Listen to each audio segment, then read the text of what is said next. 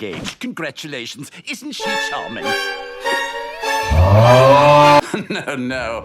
The other one. Blitzo? How much you got in your pocket? A wadded up 5 and a slim fit condom. Yeah, that's plenty. Editor's note. What the fuck? I know I'm a little late to this episode of HELLUVA Boss, and I do apologize for that. I have been dealing with a lot of drama that has made this review take longer to come out. It unfortunately was about something that I could just not ignore, because it was about grooming accusations. Yep, but now I just really need to take a break from drama. I want to talk about my favorite online show, HELLUVA Boss. I have reviewed every episode before this one, except for the last one to come out because it seemed like it was going to be a two-parter, but the second one still isn't out. But when it is, I'll get to reviewing it faster than Joe Biden heading to a children's barber shop. The last episode not being out yet has hurt me more than anyone else. Some of you might say, "What's going on with you? What are you talking about?" Oh, come on, Jar. This is Visipop's baby. How much more do you think she was hurt by it not coming out due to legal trouble? Do you know how much she must hate that? What in fuck's name are you doing? Hate. Let me tell you about hate. The hate she is feeling is not equal to 1/1 billionth of the hate I feel for this episode not being out. In this micro instant I feel right now. But to be honest, I am really sorry that Visipop had to deal with all of that legal bullshit. Unlike all of the other HELLUVA Boss reviews I have done, this one will be scripted, because I'm using one of those now. Now, one thing that really shocked me is that some people loved this episode more than any others before it, but some people really hated this episode even more than the Cherub one. So, where will I stand on it? Is it good, bad, or a little bit of both?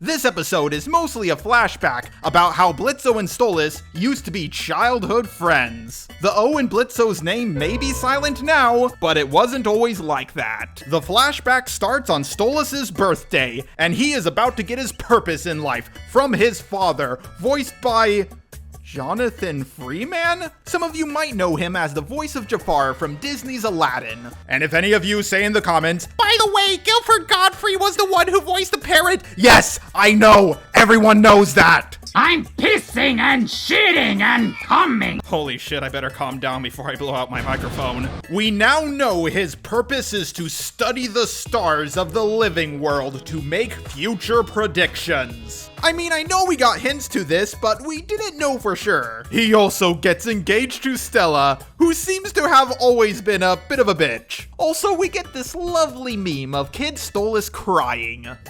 So this is one of the many problems people have with this episode. For the longest time, people thought Stella and Stolas' marriage was falling apart, as we saw in the flashback of episode 2, and then later Stolas cucked his own wife due to no longer being in love with her. And to that, I have to say, It's false. that was never canon. It was a fan theory at best. Nothing was actually retconned. Trust me, I thought that was the case myself, but nothing 100% ever confirmed that. Also, it's made clear in episode 2 that she didn't give a shit that he cheated on her. Her only problem was that he cheated on her with an imp. It's about status to her, not loyalty. With this new knowledge, rewatch the old episodes and tell me if you can point out how this conflicts with past episodes. Stolas' father takes his son to the circus. In episode 2, Stolas would do the same with his own daughter. But unlike his father, he showed up, instead of staying home as if the lockdowns were still in place. And just like in my episode 2 review of HELLUVA Boss, I also made a lockdown joke. The circus act does show off some pretty good animation. Also, I think we see Blitz's sister on the tightrope, or at least someone who looks a lot like her. Also, we find out that Blitzo and Fizzerolli are brothers? Yeah, most people thought this would be the case already, but now we know it's true 100%. Blitzo fails at making a balloon horse, and for some reason he makes a joke, but other than Stolas, no one else laughs. But Fizzaroli makes a good balloon horse and doesn't make a joke, which almost everyone laughs at. I'm a little lost. Stolas' father notices that his son really likes Blitzo, so he tells Blitzo's father if he can buy him. Knowing that this is hell, I think if I was a father and someone asked to buy my son, I would immediately think they wanted him for EDP type shit. What's up, baby? For some reason, Blitzo's dad is willing to sell his son for only $5 and a condom. What the fuck? Now, you may think this is done as a joke to show how bad of a father he is, but later on he asked his son to steal things so he could make a ton of money. So, wouldn't it make sense for him to ask for more money and also have his son steal a bunch of shit? Stolas' father blew up half the tent. I think that's a little more than $5 and a condom. So here is where we get into the next problem people have with this episode, and that's Blitzo's hesitation to steal.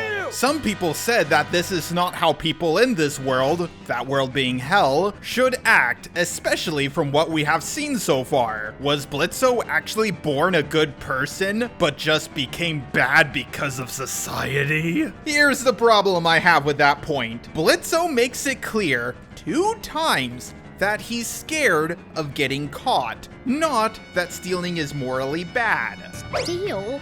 But if I get caught? Why is murder illegal? Because people don't want to die. Even in a world where people have no problem with killing, it would still be a crime. Same with stealing and a whole bunch of other things. The Dire Gentleman, a self-proclaimed professional writer, aka PK Russell 2.0, made this point, and people were pretty quick to call him out in the comments for it. Honestly, I was thinking about going over his video instead of reviewing this episode, but I don't want to deal with any more drama this month. So Blitzo hangs out with Stolas, and a lot of people also had a problem with this as well. To me, them being childhood friends is whatever. Stolas and Blitzo had to meet before they fucked at some point, and if it wasn't this, it would have been something else. Sure, it might have been better if they did something different than this, but I'm cool with this nonetheless. Oh yeah, some people also have a problem with Blitzo being into pirates when that wasn't hinted at until now, but he's only pretending to be a pirate so he can steal shit. Also, me hearties, I was into pirates when I was a kid. That's some sort of spyglass?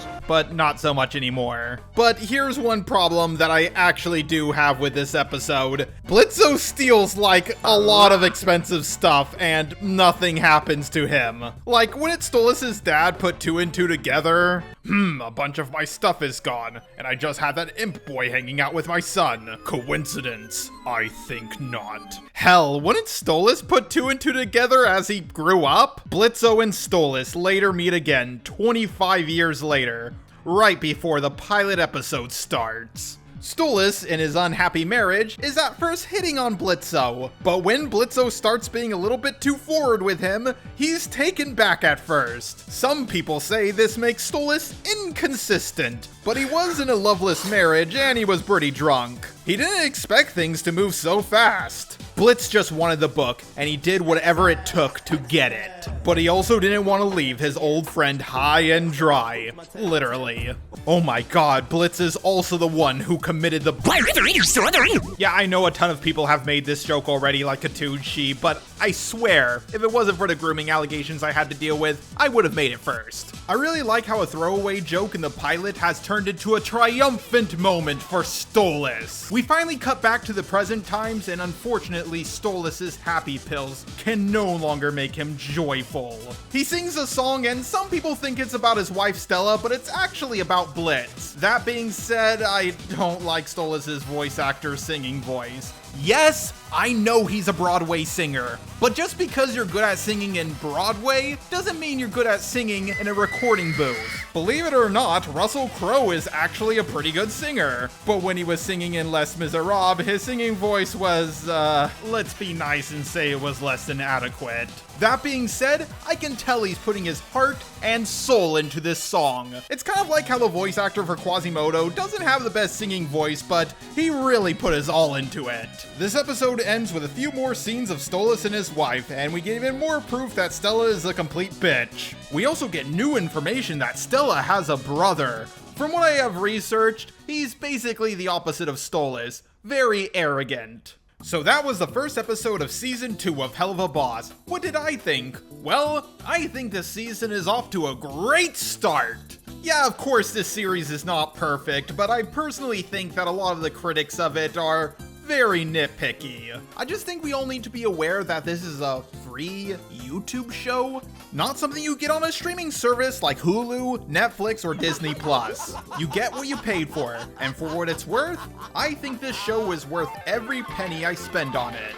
And those pennies being 2 or 3 that I spend on my electric bill to watch this. If you enjoyed this review, I have a whole Helluva Boss and Has Been Hotel playlist that I'll link down below. And if you enjoyed the editing of this video, my editor just made a video about tier list, so you guys should totally check it out. Anyways, I think this is going to be my last solo episode review of Helluva Boss. From here on out, I think I'm going to review 2 or 3 episodes all at once.